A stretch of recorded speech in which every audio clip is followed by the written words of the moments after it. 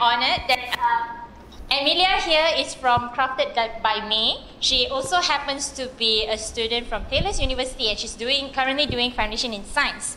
So she's going to share with us her entrepreneurial experience, because she actually owns her own online business, all right, on jewelry and accessories, handmade by her. I happen to be wearing one of her collections here anyway today. So she's going to share with you about her journey and stuff, and then feel free to ask her questions, all right? Because I'm quite sure quite a number of you would have been interested to sort of like own a business or do some side entrepreneurial project, right? So she happens to be a very good example of how, as a student, you can also be an entrepreneur at the same time. All right, please help me to welcome her, Emilia.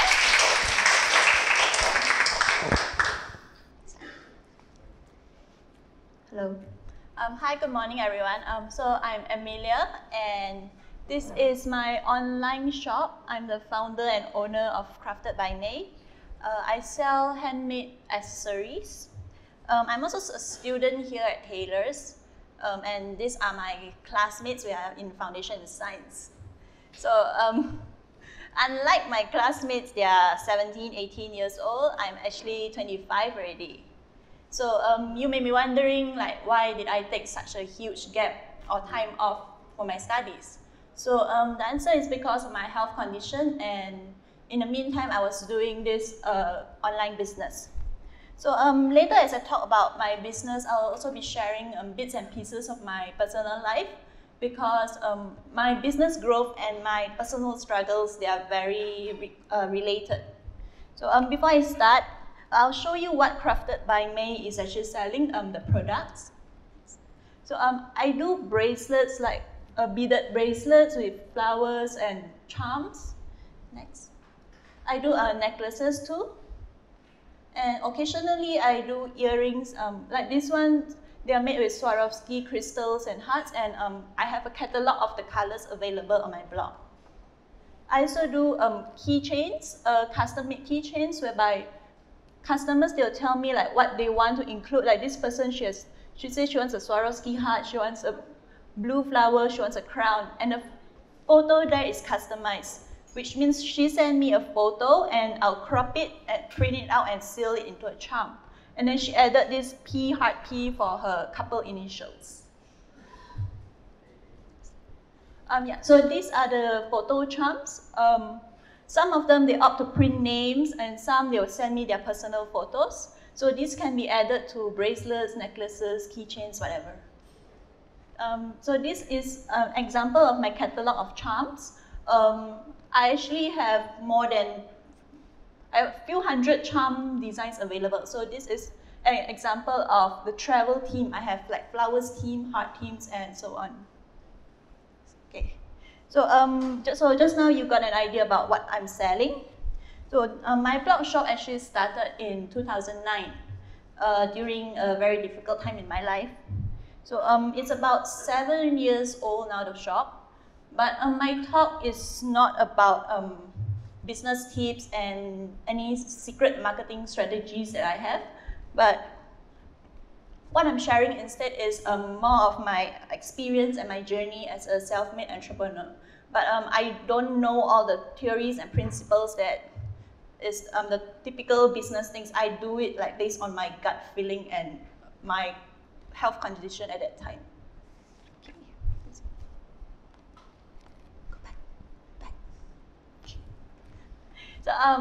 So the store started in 2009, but my story actually started in 2008. So at that time, I was 18. I was a college student, but halfway during it, I had a back pain. That back pain, it was just a very minor muscular pain that in the end, it was diagnosed as a lymphoma. Lymphoma is a type of lymph node cancer, and by the time they diagnosed, it was already 4th stage. It was the aggressive form. So I had tumors in various parts of my body. One of it happened to be on my spinal cord. So because of the compression of the nerves, I was paralyzed from chest down. So that's why I'm using a wheelchair. So So for the lymphoma, I went through like chemotherapy, radiation, surgery, and all that. Then at the same time, I had to deal with a paralysis. So I had two things together to face. And because of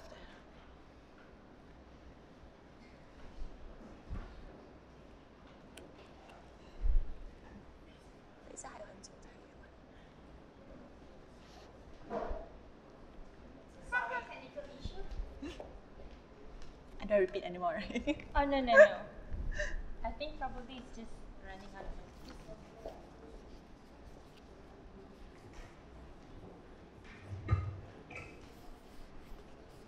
No need so many photos. What?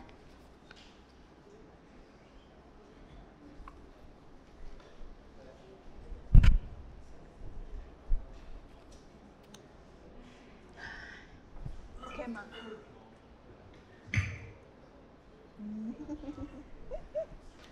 Now we're all testing.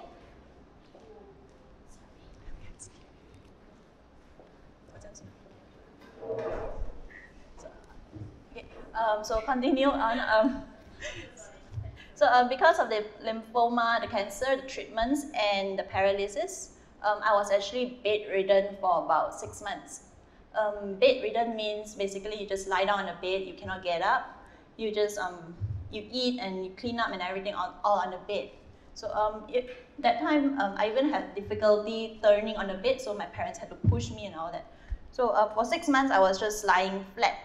So it was really boring. I would just watch TV from day to night, doing nothing. Then my mom would put like this IKEA breakfast tray on my bed, and she put a laptop there. So I would browse the net.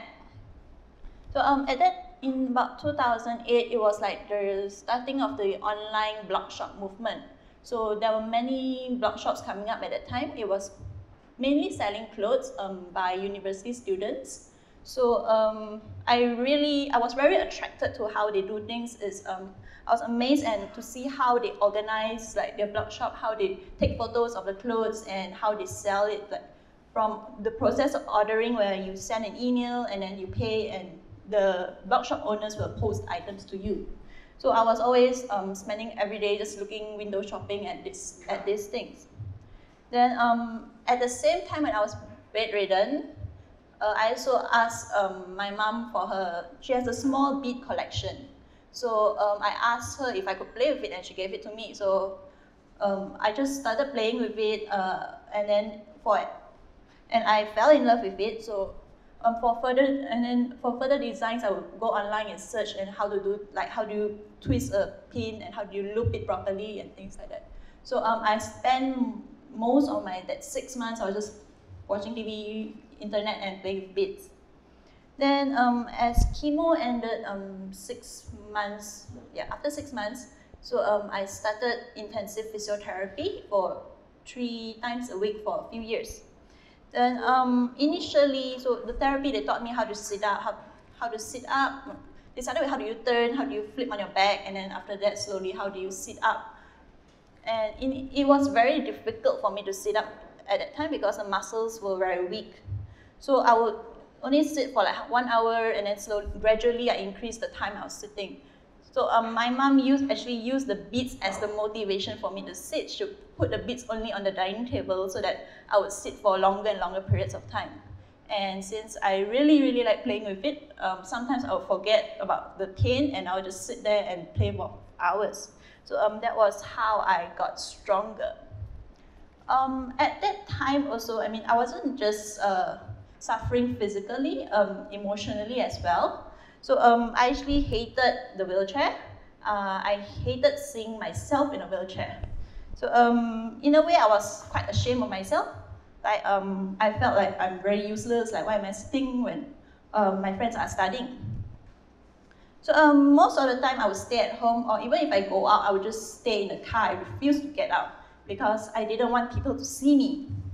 But then somehow online, I found out there was this bead shop that was in, last time they were in Times Square. It has since closed down, but because they were in Times Square, so like I was very motivated to get out. even though I was scared. So I remember the first time I actually got out of the house after diagnosis, it was about 9 months already. So that was the first time I went out, and I went to a beach shop, and I remember everyone was staring at me like I'm so weird and all that, but somehow I didn't care because my desire to go shopping for Beats is stronger than my fear of being weird and all that. So that was the first time, and then after that I stayed at home during that time because I was still very weak. So I also made many pieces. I had so many in my collection that eventually I thought in 2009 I thought I should give this blog shop a try also. So I just started taking photos of my items, and then I posted it online. So prior to that, I actually have experience. I know a bit about HTML coding, about graphic design. So I would take my own photos, the photos myself, and then I would edit it and post it online. And the blog is everything self-designed. When I first started, it was quite easy because I was already familiar with how blog shops in Malaysia works. So I know how do I reach out to people and all that. I actually didn't tell any of my friends. I did it secretly initially. Nobody knew, and I also didn't share it on Facebook. So the only marketing thing that I did was I actually sent my blog to those blog shop reviewers. So blog shop reviewers are basically blogs that they do reviews for online shops. So they are like a unifying body for all the blog shops. Like each time any blog shop has an update, they will send the email to these review blogs, and they'll tell them, oh, I've updated my blog, new products, come check it out. So if the reviewers like it, then they will feature your items on the blog, and then that's where the traffic will come in. So for example, these are two different blogs. This is from Diary Addictions, and the other one is from Shopping Roll. So I realized that each time I email the reviewers, and if they happen to like my things and feature it, there will be a huge increase in blog traffic. So that was the only way people would get to know about me. But for me at that time, it was enough. Business was quite okay. Then as this blog shop movement gained traction, it became very popular, and then even the review blogs were very popular. So they started offering like advertisement spaces on their blogs. Like they would give, like at the corner of the blog, they would say, okay, this slot 100 times 100, I'll charge like 30 ringgit or 50 ringgit per month. So I quite liked that idea, so I did a bit of advertisement as well. I booked a few slots here and there. And these are some of the sample advertisements that I made. So they are not very expensive actually. Some is 50 ringgit, the most is about 100 ringgit a month. And for me, it's a very small price to pay because the return on investment is actually very good. So I felt that the time that I joined this blog shop thing, I was at the right place at the right time. And it was still a secret, nobody knew. As in my friends, nobody knew.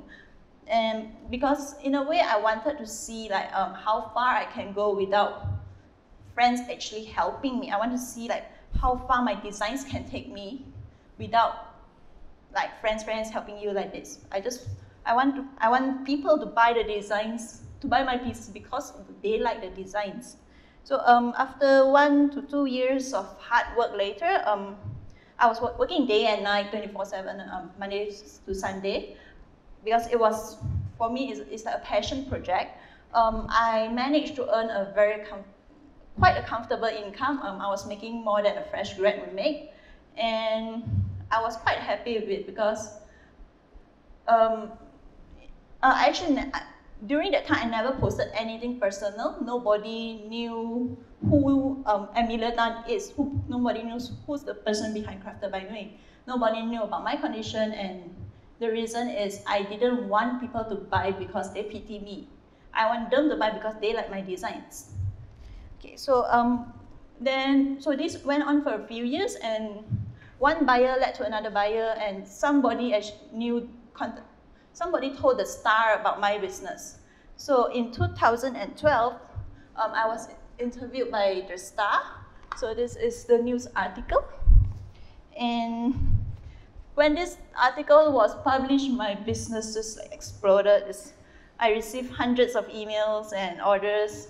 Yeah, that's how your lecturer got to know me as well. So at that time, I really couldn't cope. There was so many orders.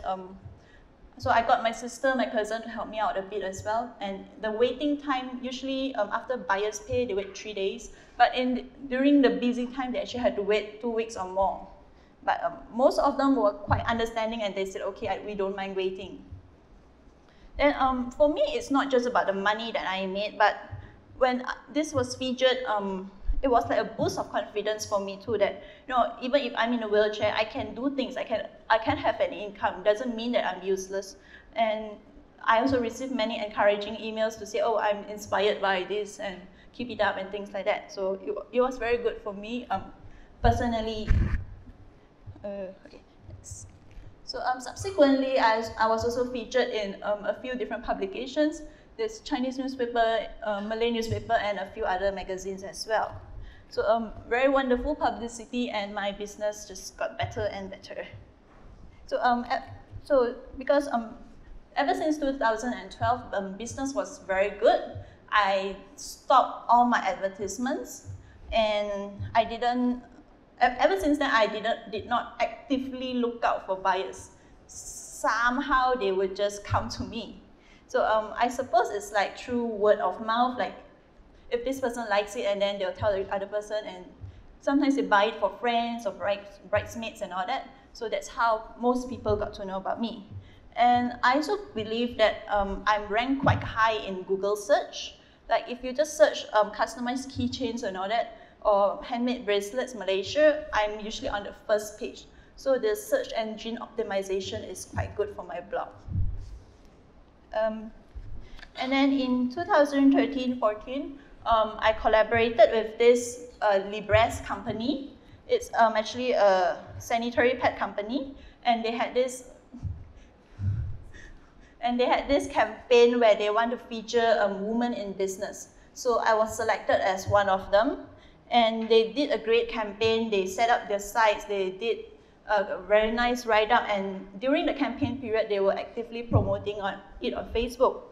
So they even did a free gift where they featured, they gave a calendar featuring the few women in businesses that they have, and they put my name on the packaging itself and inside the calendar. And this is found nationwide. So for me, it's like another word of confidence for my work, and I felt a great sense of accomplishment, even though it's very small. But for me, it's like singing in Tesco. It's like wow. That's for my online site. In terms of brick and mortar store, physical stores, I tried for about 1.5 years in this offline blog shop. It's an offline shop. It was in, I think, Pyramid and Times Square.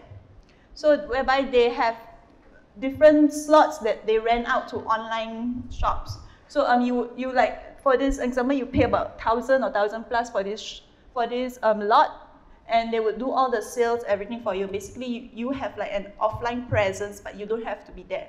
So that's my table over there. I did that for a year plus. Next. Yeah. So this is my table of accessories. I rented this table, and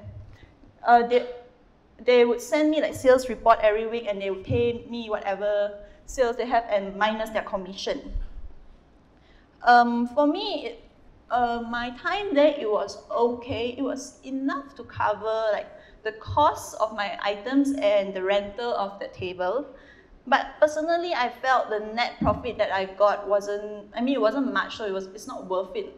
It wasn't worth my time to go there, and each time I have to do tagging, I have to arrange things, and I have to send the items there myself. So it was very time consuming that I felt that the time I spent on this shop was better off spending it doing more things for my online shop. So after about a year plus, I pulled out, but for me, it was a good experience. I mean, it was fun while it lasted. That I actually have an offline presence for a while, where buyers will get to feel and touch my actual items instead of just seeing from photos.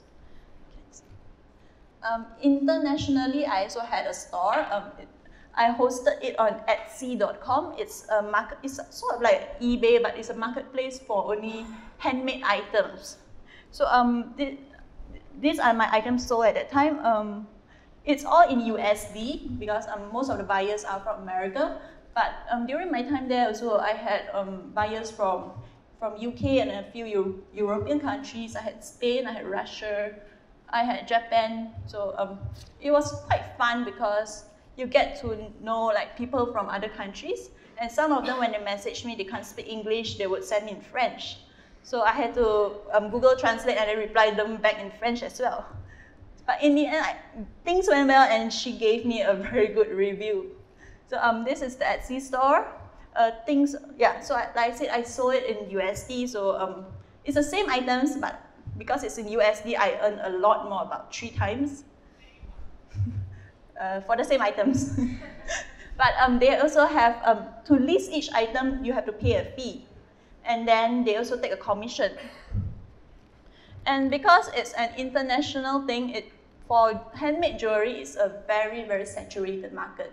So it's very hard to be seen. So my items here, I sold about 100 over pieces, but for me, the things move too slowly because I would only sell a few items a month, whereas my local blog shop, I would sell a lot more. So it was quite hard for me to maintain the stock for this. So eventually, especially when the Star article came out, this shop sort of just died off. I didn't have time to take care of it anymore, and I haven't revived it ever since. Yeah. Actually, for me, I believe that online shops, there are a lot of growth of opportunities if you want it. I don't really want it that much, so I've turned down quite many opportunities. Like I always have invitations for bazaars and all that, or sometimes like companies, their PR events, like 1-2 day events, whereby they book you for 1 to 2 days, they give you this fixed amount of money, they say, okay, I want you to make like 200 pieces for the guest that's coming. So for me, and usually the media will attend, so those are very good exposure things, but I don't have the time. And another thing is I was also invited to appear on a few TV shows. Some are live shows, but I also said no because it's scary. Okay, so maybe one day, but no, not now.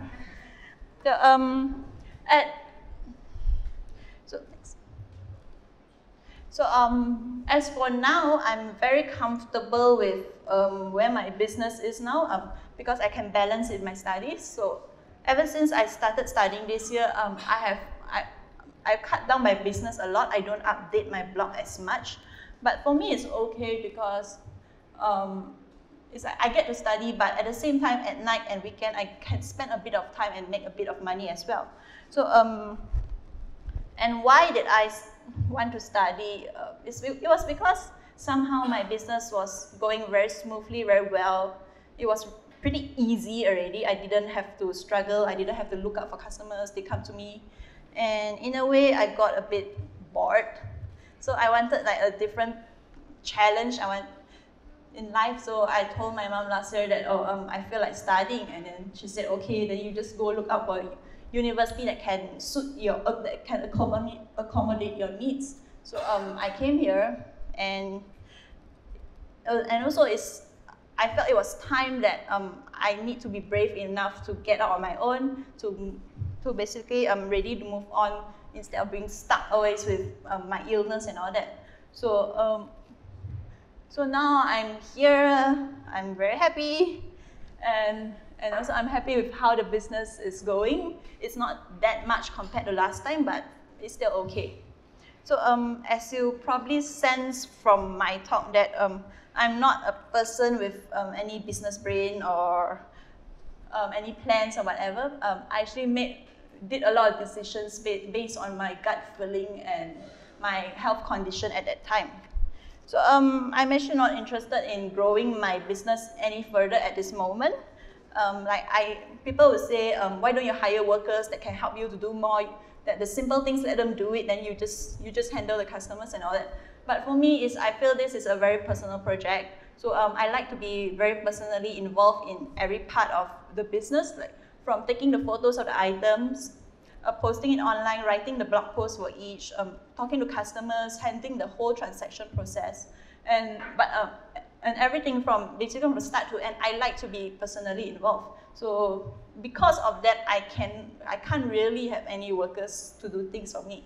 But my mom and my family, my parents, they do help me with packaging and writing addresses. But that's all they can do. I wouldn't allow them to do anything else. So that's it for my talk. I hope you feel a bit inspired by this.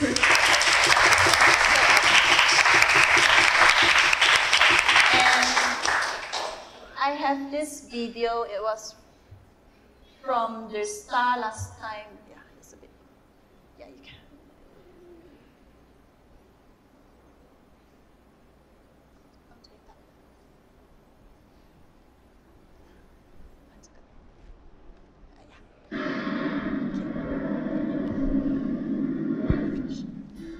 Faith, determination, and family support is the drive that keeps one cancer survivor going, despite being paralyzed from the waist down. 6 years ago, Amelia Tan was diagnosed with advanced stage lymphoma, cancer of the lymphatic system, which rendered her wheelchair-bound, having lost function of both her legs. Although her struggle with the disease was what she describes as the most difficult and darkest time in her life, the 23-year-old said that her newfound faith after embracing Christianity while in the hospital gave her strength to keep looking and moving forward. Today, she spends all her time cheering others up with the pretty trinkets she handmakes and sells on a thriving online blog shop called Crafted by Me. When I was bedridden, I was really bored, so I was just browsing the net and everything. Then I've not been making jewelry for a long time, but I never really spent time on it. So when I was bedridden, I just looked at all this and then I really liked it. So slowly, actually the first few pieces I made was when I was still lying down. My mom just put everything in front of me and you just do lah, but you make sure things don't pop you. And I was making a lot of things and then, I just want to put it somewhere, so I just started a blog and everything and yeah, I did everything else. I guess a lot has to do with faith. Actually, I wasn't a Christian before this, and I became one when I was in the hospital. So it was there that God started doing the work in me. Tan puts together over 100 bracelets, necklaces, and earrings a week. With the business growing, the whole family chips in to help. Now, yeah, my mom or my brother will go to the post office every day. Okay. Of course, I've improved on this line and I never have imagined that I would actually own a blog shop and then have people paying me for my stuff.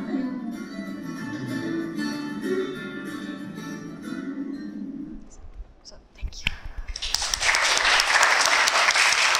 Will you be open with Q&A? We open it for Q&A session. Alright, thank you Amelia for the inspiring speech and all that. Now we would like to open for Q&A. So if you guys or girls happen to have some questions to ask her, please feel free to do so.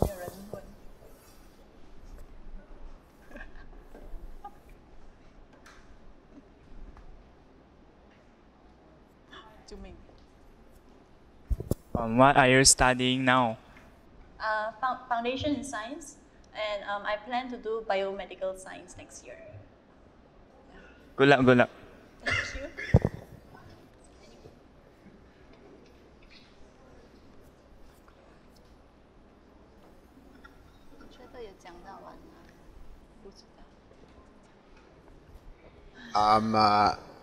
Hello. Sorry. So you're going to do biomedical science. Does that mean in the future you want to be in that field? Yeah, even though design things is quite fun, but my real passion that I want to do long term is, actually I like biology a lot. So I like to know how the body works and all that. That's why I'm choosing biomedical science. When you started the business, like, did you run into like any legal issues, or was it just smooth sailing? My business is not registered. Oh. So no, Okay. there's no legal issues whatsoever. Okay, But cool. I think you are supposed to do it. So no tax. Wow, that's amazing. No.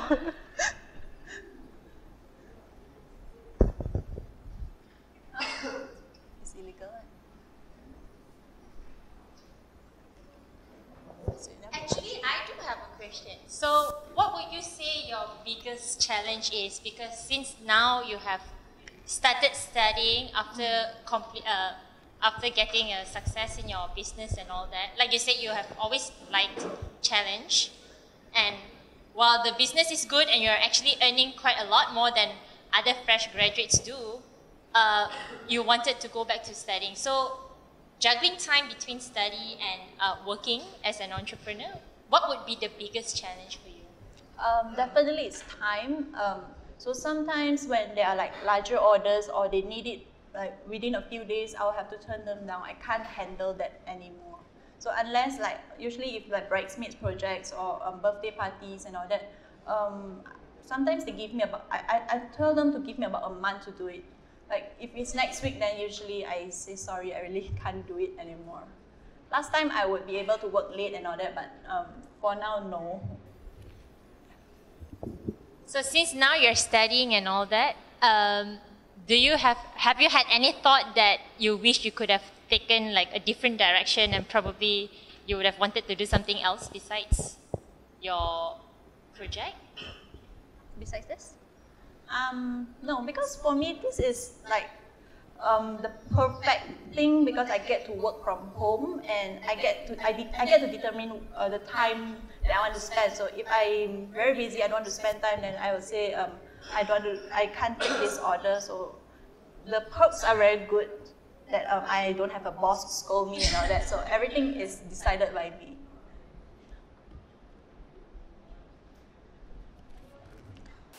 So if no one has a question and all that, please help me to thank Emilia for spending her time and come to speak to us about it today. All right. So we would like to wish you all the best. All right. Thank you.